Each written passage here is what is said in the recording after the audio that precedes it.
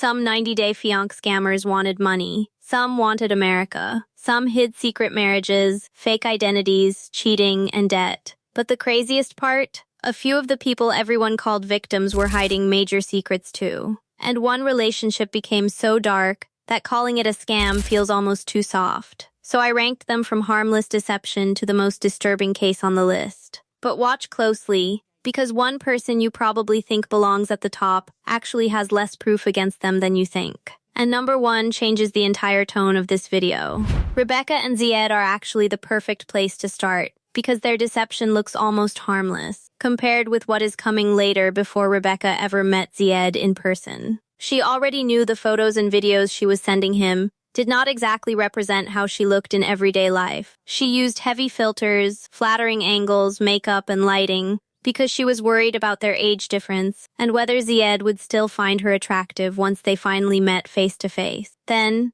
came one of the funniest moments in 90-Day Fiancé history. Zied arrived at the airport wearing a shirt with Rebecca's face printed across it, except it was filtered Rebecca. So the version of herself she had been presenting online was literally sitting on Zied's chest, while the real Rebecca was standing right in front of him. Now technically, that is deception. If you are building a serious long-distance relationship, your partner deserves a realistic idea of who they are actually meeting. But this is where intent becomes important. Rebecca was not pretending to be another woman. She was not using stolen photos. There is no evidence she created a fake identity to get money from Zied or manipulate him into some larger scheme. This looked much more like insecurity than calculated fraud. And the biggest reason I cannot rank Rebecca very high is what happened afterward. Zied met the real Rebecca. He stayed. They continued the relationship, eventually married, and years later they were still trying to work through completely different problems. That does not erase the fact that Rebecca presented an unrealistic version of herself online. But it does tell us the filter situation was not some relationship-ending master plan. So for me, Rebecca belongs near the very bottom of this ranking. She definitely gets points for misleading Zied about her appearance, but compared with fake identities, secret spouses, hidden financial problems, and the cases coming later, this is the mild end of 90-Day Fiancé deception. And the next person is much more controversial, because viewers spent years asking whether his entire relationship had one goal behind it. Getting to America, Angela and Michael are where this ranking becomes much more complicated. Because for years, Angela was convinced Michael had one main goal, getting to America. And to be fair, there were reasons viewers understood why she was suspicious. Michael openly wanted to come to the United States. Their relationship had already been damaged by cheating issues, questionable messages, trust problems, and constant arguments about what Michael was doing when Angela was not around. Then Angela found conversations involving Nigerian men discussing relationships with American women. And in her mind, everything suddenly connected. Michael wanted America. Other men were talking about American wives. Michael had already broken her trust before. So Angela believed she finally had the answer. But then she did something that should have settled the entire debate. She hired a private investigator. This is where the storyline gets interesting. Because Angela was not just relying on instinct anymore. She brought in someone specifically to investigate Michael and find the evidence she believed would prove he had been running a long-term scam. And the investigator did not deliver the clear smoking gun Angela expected. That does not mean Michael was perfect. It does not erase the cheating problems or prove that every decision he made was motivated only by love. But it does create a serious problem with the idea that viewers can confidently call the entire relationship one giant green card scam. Wanting America and loving Angela were not necessarily mutually exclusive. Michael could have believed life in the United States would improve his future while also having genuine feelings for her. Real relationships are often more complicated than one pure motive. And there was another power imbalance people sometimes overlook. Angela was the American partner. That meant immigration was something she could repeatedly bring into their arguments. Once she became convinced Michael was using her, almost anything he did could be interpreted as more evidence. A delayed message became suspicious. A disagreement became suspicious. Talking with other Nigerians became suspicious. Even Michael wanting the future they had discussed for years became suspicious. That is why I cannot rank Michael very high based only on accusation. There were legitimate reasons for distrust, absolutely, but a confirmed mastermind who spent years executing a perfectly planned immigration con? The evidence never gave Angela the clean answer she wanted, so Michael stays relatively low on my ranking. And the next couple shows a completely different kind of deception, because their biggest problem was not immigration at all. It was whether they could even agree on what counted as betrayal. Rob and Sophie are a strange fit for a scammer ranking, because the biggest issue was never some obvious immigration scheme or fake identity. It was trust. Most people remember the apartment first. Sophie arrives in Los Angeles and realizes Rob does not even have an indoor bathroom. She has to go outside, and Rob reacts like wanting a bathroom inside the apartment is some kind of luxury demand. That moment became funny, because it exposed the huge difference between the life Sophie expected and the life Rob was actually offering. But the bathroom was not the real problem. The bigger issue was Rob's online behavior with other women. Sophie had already discovered things that made her question whether Rob was being faithful. And once that trust was damaged, every new disagreement became connected to something bigger. This is where their relationship becomes interesting. Rob seemed to focus on technical explanations. What exactly happened? When did it happen? Did it really count as cheating? Sophie focused more on the emotional betrayal. And if two people cannot even agree on what cheating means, they are already working with two completely different relationship rules. That creates a dangerous cycle. Sophie becomes suspicious. Rob feels accused. Rob gets defensive. His defensiveness makes Sophie even more suspicious. And then the next incident becomes bigger, because it is carrying the weight of everything that happened before. Some fans strongly sided with Sophie and felt Rob constantly minimized her concerns. Other viewers later became more critical of Sophie and started arguing that Rob was blamed for almost every problem in the relationship. That divided reaction is important, because it shows this was never a simple one-villain storyline. For me, Rob does not belong anywhere near the top of a serious scammer ranking. There is no strong evidence that his entire relationship with Sophie was some calculated con. But I do think he belongs on the deception list, because Sophie often seemed to discover that the relationship she thought she had and the relationship Rob believed he was offering were not the same thing. So Rob stays in the lower tier. And the next couple takes us into much murkier territory,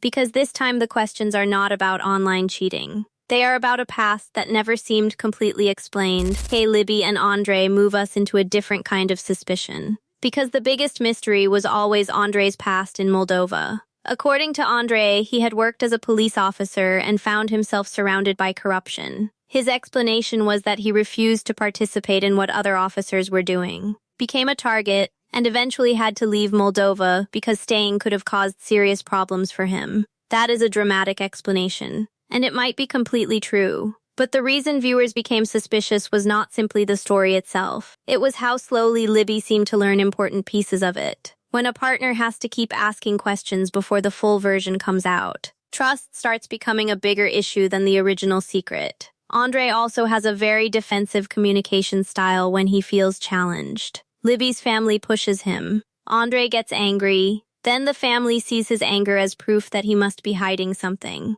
That makes them investigate harder. And the cycle continues. This is also where family influence becomes impossible to ignore. Libby and Andrei were never dealing with their relationship alone. Her family became deeply involved in questions about his past, his employment, money, and what his real intentions were. Some viewers felt Libby's family had legitimate reasons to ask questions. Other fans believed they crossed the line repeatedly and treated Andrei like a criminal before actually proving anything. And honestly, both arguments have some merit. The contradiction that keeps viewers interested is what happened later. If Moldova was once dangerous enough that Andrei felt he needed to leave, fans naturally started asking why returning there or discussing life there later seemed possible. That is a fair question, but it is still only a question. Circumstances can change, and that contradiction alone does not prove Andrei lied about his original situation. So I would not call Andrei a confirmed scammer. What I would say is that secrecy and delayed explanations have repeatedly made his relationship harder than it needed to be.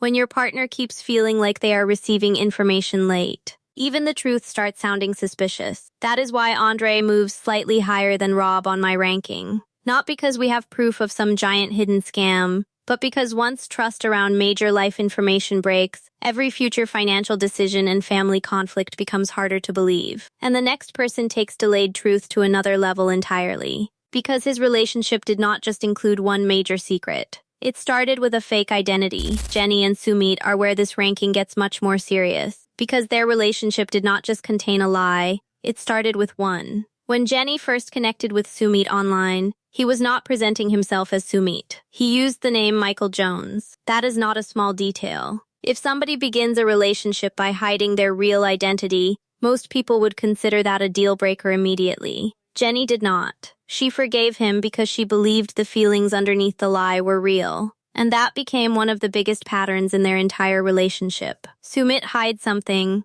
because he fears the consequences. Jenny eventually discovers it. She feels betrayed. Sumit explains why he was scared. Then Jenny decides the relationship is still worth saving. But the fake identity was only the beginning. Jenny later moved to India, believing she and Sumit were finally going to build a real life together. Then came the bombshell. Sumit was already legally married to another woman. Now that is not something you forget to mention. Jenny had moved across the world for a man whose legal reality was completely different from what she believed. For most couples, that would have been the end. Somehow Jenny stayed. Sumit eventually divorced, but then came years of conflict with his parents, uncertainty over marriage, and constant questions about whether he would ever fully choose Jenny over his family's expectations. And eventually, he did marry her. That is exactly why I cannot simply call Sumit a fake lover. I actually think that explanation is too easy. If Sumit never loved Jenny, then you have to explain why he stayed emotionally committed through years of family conflict, public embarrassment,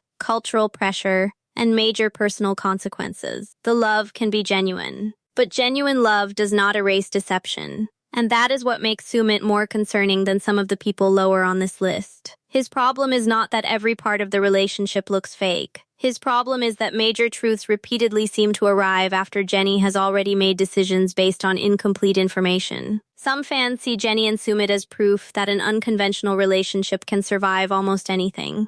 Other viewers believe Jenny has forgiven so much that Sumit has learned there will always be another chance. And that is the question I keep coming back to. If somebody knows every huge lie has eventually been forgiven, what forces the pattern to change? So Sumit moves firmly into the middle to high part of my ranking. Not because I believe his entire marriage is a scam. Because when the relationship begins with a fake identity and later includes a secret marriage, the scale of the deception is impossible to ignore. And the next case is different again. Because instead of one giant secret, Faith seemed to receive bad news about Loren one piece at a time. Loren and Faith move us into one of the messiest cases on this list. Because the problem was not one giant reveal, it was the way new problems kept appearing one after another. Faith believed she was building a future with Loren. Then she started learning what that future actually looked like. First came the financial reality. Loren's situation in America was far less stable than Faith seemed to expect. His housing situation was shaky,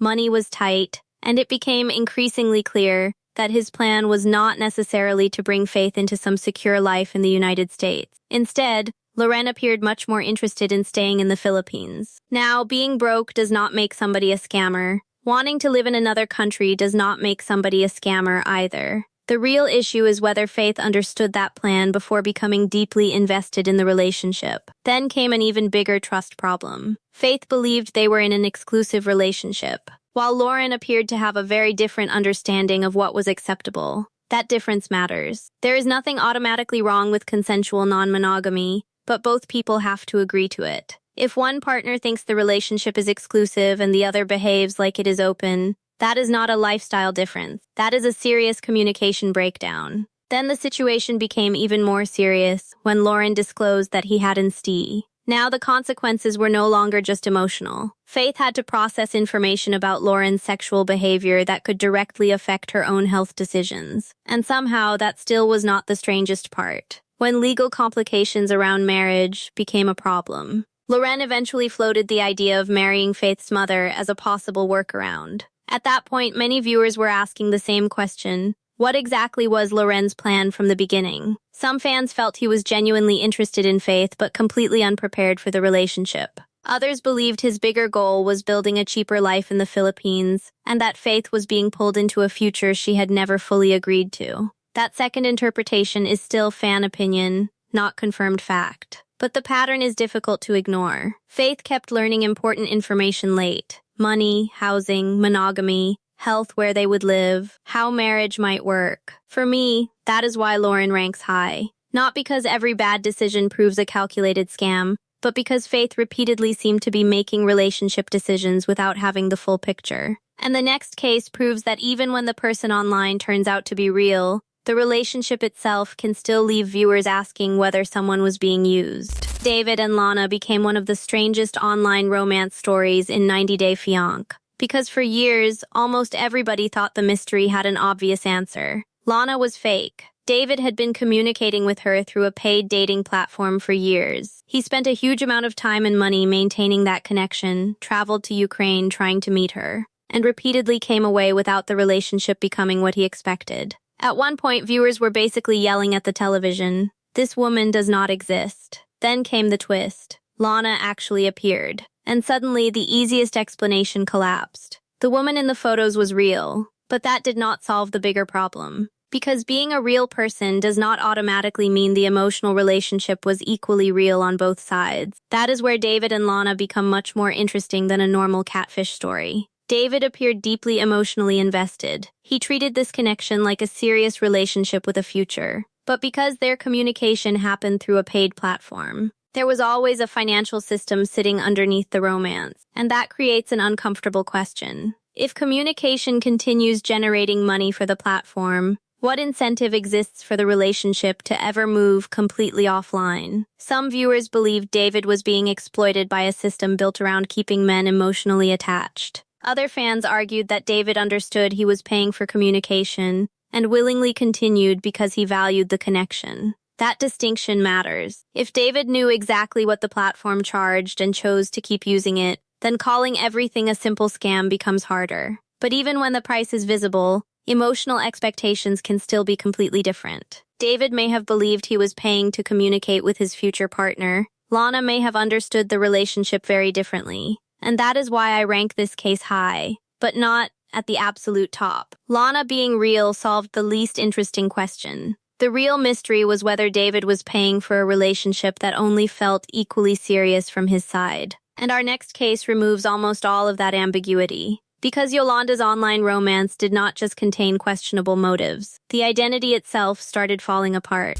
Yolanda and Williams take us into one of the clearest catfish stories on this entire list. From the beginning, the warning signs were everywhere. Yolanda believed she was talking to a British man connected to Manchester, but they never developed the kind of normal video call relationship you would expect from two people who were supposedly becoming serious. Then there was his voice, then the confusion over basic location details, then the excuses. And still, Yolanda kept trying to believe there was an innocent explanation. That is the part viewers found so frustrating. From the outside, the answer looked obvious, but when somebody is emotionally invested, obvious evidence does not always feel obvious to them. Accepting that Williams was fake would not just mean admitting one photograph was misleading. It would mean accepting that the relationship Yolanda had built in her mind might never have existed at all. That is a much bigger emotional loss. Then the situation became much darker when private photographs became connected to threatening messages demanding money. At that point, this was no longer just an embarrassing online romance. It had crossed into something far more serious. And even then, Yolanda still struggled to completely let go of the idea that Williams might somehow be real. Eventually, her children looked deeper into the photographs and found evidence that the identity she believed she knew did not match reality. That is why Williams ranks extremely high for me. Unlike some people lower on this list, where we are debating motives, bad communication, or whether someone really wanted America, this case involved a fundamental identity problem. The person Yolanda believed she was emotionally attached to was not who he claimed to be. Some viewers criticized Yolanda for ignoring so many red flags. Others felt more sympathy, because emotional manipulation is exactly what makes catfishing effective in the first place. And I think that second point matters. The easiest thing in the world is to look at someone else's scam after the evidence is visible and say, I would never fall for that. But the manipulation usually works before the victim understands there is anything to investigate. So Williams lands very close to the top of my ranking. But the next couple is somehow even more complicated,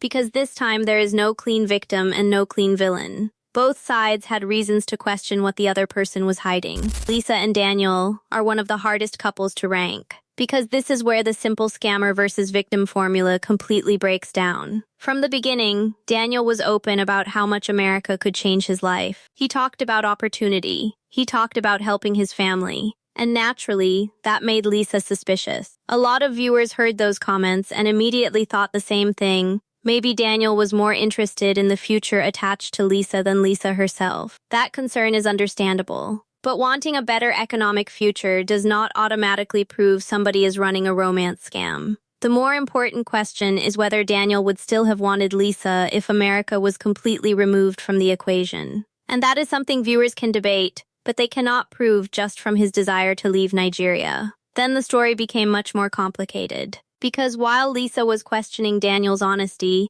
Daniel started learning that Lisa had not been completely transparent either. Her marital situation became an issue. Parts of her relationship history had not been fully disclosed. And suddenly Lisa was demanding complete honesty from Daniel, while having to explain why he had not received the complete truth from her. That contradiction changes the entire storyline. If Lisa believes Daniel's hidden motives could have affected her decision to marry him, then Daniel can make a similar argument. Information Lisa withheld could also have affected his decision. That is why this relationship becomes less about one scammer and more about two people entering marriage while questioning whether the other person had given them enough information to make an informed choice. Then, you add money, immigration, family expectations, cultural differences, and later questions involving other relationships. At that point, every disagreement becomes another investigation. Lisa looks at Daniel and asks, "What do you really want from me?" Daniel can look back and ask, "Why didn't you tell me this before?" Some fans feel Daniel's comments about America were the biggest red flag and make his intentions obvious. Another section of the audience believes Lisa loses the moral high ground because she was also withholding major information. And I think that is exactly why this case deserves to rank so high. Not because we can confidently say both people were running some calculated criminal scam, but because mutual suspicion became the foundation of the relationship. When both partners believe they need to investigate each other, trust is already disappearing. For me, Lisa and Daniel sit very close to the top. The deception appears to run in both directions, and that makes the damage harder to untangle. But there is still one final case, and this is where the tone changes completely. Because what happened later moved far beyond normal 90-day fiancé relationship drama. Geoffrey and Varya are where I stopped treating this ranking like normal reality TV drama. Because Geoffrey did disclose part of his past. He told Varya that he had been to prison for selling drugs. That was already serious information for a romantic partner to process. And normally, you could argue that admitting something uncomfortable shows honesty. But telling one difficult truth can also create the impression that there is nothing bigger left to discover.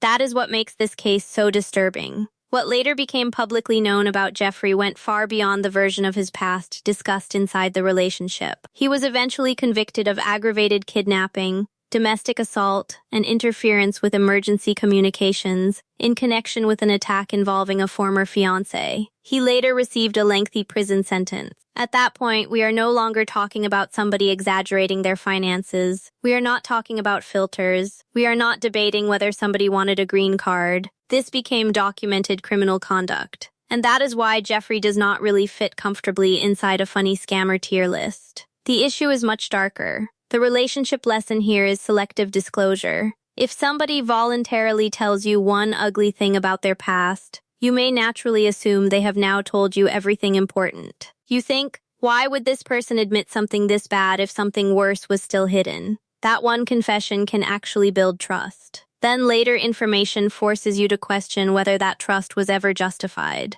Varya's continued public support of Geoffrey has also remained controversial. Many viewers struggle to understand how she can continue standing beside him after everything that became public. But emotionally, these situations can become complicated. Accepting the worst information about somebody you love can also mean accepting that the relationship you defended, believed in, and emotionally invested in may not be what you thought it was. That does not erase the fact, but it helps explain why people sometimes resist changing their view of someone even when outsiders think the answer is obvious. So Geoffrey sits at the darkest end of my ranking, not because he was simply the best scammer, because his story moved beyond ordinary relationship deception into something far more serious. And when I look back at this entire list, that is really the biggest takeaway. Not every lie on 90 Day Fiancé belongs in the same category. Rebecca's filters were deceptive, but they came from insecurity, and the relationship survived them. Michael faced years of green card accusations, but the investigation Angela wanted did not produce the clean proof she expected.